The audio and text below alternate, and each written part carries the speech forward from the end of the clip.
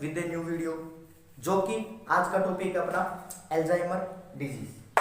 Alzheimer disease को शुरू करने से पहले जो मैंने लास्ट वीडियो डाली थी, जो कि various types of rule use किए जाते हैं पर्टिकुलर किसी भी एक डिजीज के अंदर, तो वो आप देख सकते हो, बड़ा इंपॉर्टेंट टॉपिक था।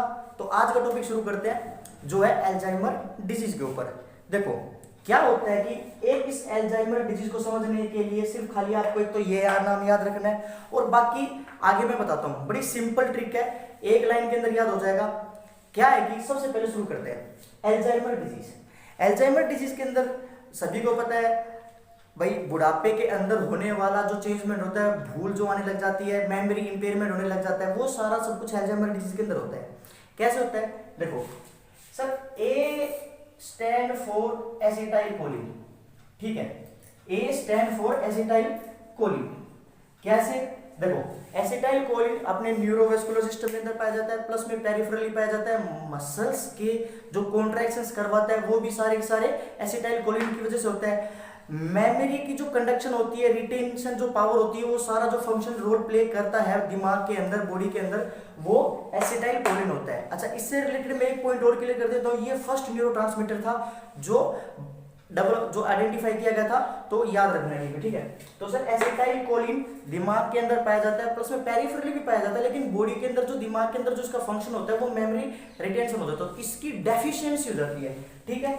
Decrease of acetyl choline decrease हो जाएगा तो मेमोरी इंपेयरमेंट होने लग जाएगा और एल्जाइमर डिजीज होने के चांसेस या फिर प्रोन या फिर रिस्क हो जाएगा, ठीक है। Second one is sir lack of personal hygiene हो जाएगी। ऑब्वियस सी बात है सर, देखो मेमोरी इंपेयरमेंट होगी आगे जाके, ठीक है। Lack of personal hygiene in the sense sir अपना सर देखभाल नहीं कर पाएगा, ठीक है सर, ये जेड, ठीक है। लैक ऑफ पर्सनल हाइजीन हो जाएगा। कैसे हो जाएगा कि सर ऑब्वियस सी बात है सर, मेमोरी इंपेयरमेंट हो जाएगी तो सर अपने जो बाउल ब्लैडर कंट्रोल होता है, जो पर्सनल एक्टिविटीज होती है, वो परफॉर्म नहीं कर पाएगा अच्छे तरीके से। अगर वो परफॉर्म नहीं कर पाएगा तो लैक ऑफ पर्सनल हाइजीन हो जाएगा, ठीक है। देन उसके बाद में sir H stand for hypothyroidism. अब बोलोगे सर ये हाइपोथायरॉयडिज्म क्या होता है? सर सभी को पता है T3 T4 रिलीज होता है। कहां से रिलीज होता है? थायराइड ग्लैंड से रिलीज होता है, ठीक है। तो उसकी जब डेफिशिएंसी हो जाती है, जो ब्रेन के डेवलपमेंट के लिए नॉर्मल एक्टिविटीज परफॉर्म करने के लिए यूज किए जाते हैं, जब उसकी एक्टिविटी को अगर T3 T4 अगर रेगुलेट करता है, जब उसकी डेफिशिएंसी हो जाती है तो उसकी वजह से जो कंडीशन डेवलप होगी, अगर दिमाग का डेवलपमेंट नहीं हो पाया तो वो परफॉर्म कैसे कर पाएगा? तो परफॉर्म नहीं कर पाएगा तो उसके अंदर जो लास्ट का जो कॉम्प्लिकेशन होगा, वो कॉम्प्लिकेशन किससे रिलेटेड होगा सर? एल्जाइमर से होगा, ठीक है। इंडिया के अंदर जो मोस्ट कॉमन डिजीज होती है एल्जाइमर का, जो कारण होता है वो सर हाइपोथायरॉयडिज्म होता है। इसको साइलेंट किलर कहा जाता है, ऑफ एपिडेमिक कहा जाता है कंट्री का, ठीक है। तो एल्जाइमर डिजीज होती है, ठीक है। देन उसके बाद में सर ई से याद रखना सर एनसेफेलोन, ठीक है। ब्रेन के अंदर, ब्रेन का जो दूसरा नाम होता है मेडिकली सर एनसेफेलोन कहा जाता है। तो उसके अंदर डेफिशिएंसी हो जाती है। किसकी डेफिशिएंसी हो जाती है सर? एसिटाइल कोलिन की डेफिशिएंसी हो जाती है, ठीक है। देन उसके बाद सर क्या ये होगा, ये लिख लिया आपने। देन इसके बाद में सर पढ़ते हैं कि सर इसके क्या क्या इसका एम आई आगे से क्या होगा sir? I stand for impairment, ठीक है सर। इंपेयरमेंट हो जाता है, किसका इंपेयरमेंट हो जाता है सर? सर मेमोरी का इंपेयरमेंट हो जाता है, ठीक है।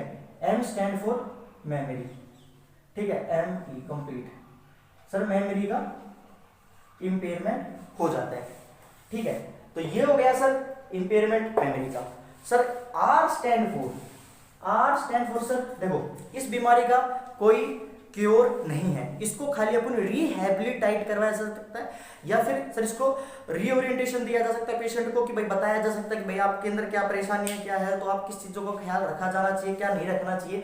तो वो सारा सब कुछ किसके अंदर आता है सर? वो सारा सर रीओरिएंटेशन के अंदर आता है सर, रिहैबिलिटेशन के अंदर आता है, ठीक है। तो सर इसका कोई क्योर नहीं होता है। तो ये था अपने पास में sir Alzheimer disease. A stand for sir acetyl choline की डेफिशिएंसी हो जाती है, नर्वस सिस्टम के अंदर हो जाता है, पेरिफेरली कम होती है, तब तो मिस्थेनिया ग्रेविस वाली जो बीमारी होती है, और जो दिमाग के अंदर कम होती है तो सर एसिटाइल कोलिन हो जाती है। LZ यानी sir lack of personal hygiene हो जाएगा।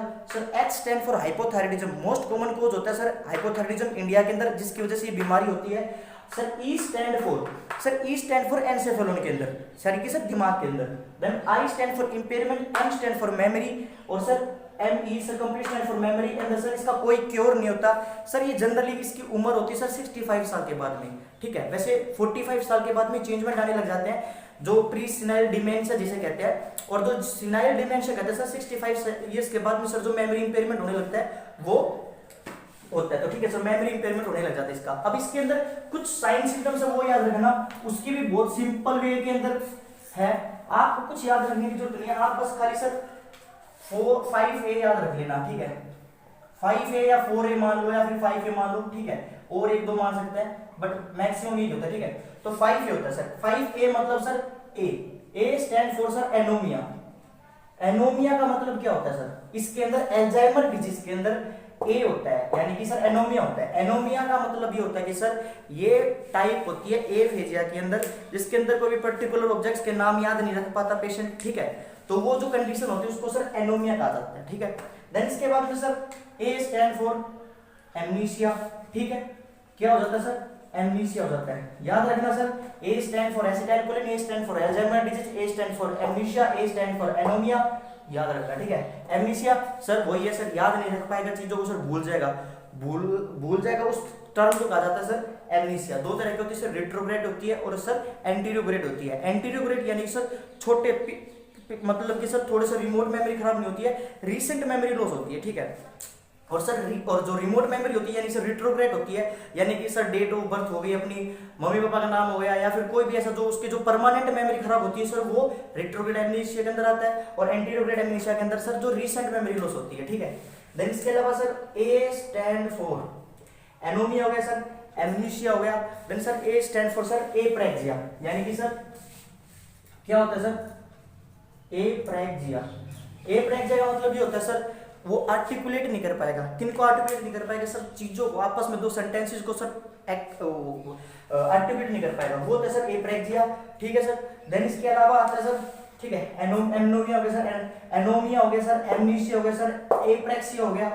देन इसके बाद में आता है सर एमोनिया हो गया सर, एनोमिया हो गया सर, एफेजिया आता है, ठीक है, एफेजिया। अब आप बोलोगे सर ये एफेजिया क्या होता है, देखो एफेजिया को याद रखने का सबसे बेस्ट तरीका यही है कि सर बोलने के अंदर परेशानी आने लग जाएगी, दूसरों को सर पहचान बोलने के अंदर, यानी कि सर प्रॉपर तरीके से क्या आप बोल नहीं पाएगा वो होती है सर एफेजिया। दो तरीके से होती है सर, एक तो होता है सर ब्रोकाज वाला होता है, यानी कि सर एक्सप्रेसिव एफेजिया होता है सर, बोल नहीं पाएगा। एक होता है सर रिसेप्टिव, जिसके अंदर वर्निक्स खराब होते हैं, एरिया का जो दिमाग के अंदर पाया जाता है वो खराब हो जाता है वर्निक्स। और बोलने के अंदर सर जो आता है वो एक्सप्रेसिव होता है एफेजिया, वो होता है सर ब्रोकाज एरिया जो दिमाग के अंदर पाया जाता है, तो वो एरिया इसके अंदर सर डेफिशिएंट हो जाएगा। और देन फिर होता है सर अपने पास में ये होता है सर और कोई ज्यादा पाया नहीं जाता इसके अंदर, ठीक है। एक बात याद रखना सर, इसके अंदर कभी भी एटेक्सिया नहीं होता है, ठीक है, कभी भी एटेक्सिया नहीं होगा, याद रखना। ये जो एटेक्सिया होता है सर ये कभी नहीं होता इसके अंदर। क्वेश्चंस के अंदर ये पूछा जाता है एग्जाम्स के अंदर कि भाई इसके अंदर से कौन सा 4A साइन सिम्टम्स एल्जाइमर के अंदर नहीं आता है, तो आप याद रखना सर एटेक्सिया नहीं पूछा जाता है, ठीक है। तो सर ये होता है एल्जाइमर डिजीज, याद रखना। A stand for acetylcholine, A stand for Alzheimer, A stand for इतने सारे ये थे, एमनीशिया, एप्रेक्सिया, एनोमिया, ये सब कुछ करके। L stand for lack of hygiene होता था sir, H stand for hypothyroidism होता था sir, E stand for encephalon के अंदर डेफिशिएंसी हो जाती है, I stand for impairment memory का, और सर इसका कोई क्योर नहीं होता है। तो सर खाली अपन पेशेंट को नॉलेज दिया जा सकता है, हेल्थ एजुकेशन दी जा सकती है, और कुछ भी नहीं होता है। आई होप कि आपको कुछ नई चीज़ देखने को मिली होगी, नई चीज़ आसानी तरीके से समझने के लिए वो मेथड मिला होगा। और बाकी अगर आपको डेली मेडिकल क्वेश्चन चाहिए, एनक्लेज बेस्ट क्वेश्चन चाहिए होते हैं, तो सर मैं मेरे इंस्टा पेज पर डालते रहता हूँ यहाँ पे, और व्हाट्सएप ग्रुप के अंदर मैं लिंक डिस्क्रिप्शन में डाल दूंगा। और बाकी अगर आपको कोई कन्फ्यूजन हो किसी भी टॉपिक से रिलेटेड या किसी टॉपिक पे वीडियो चाहिए आपको, तो आप मेरे को कमेंट के अंदर बता देना।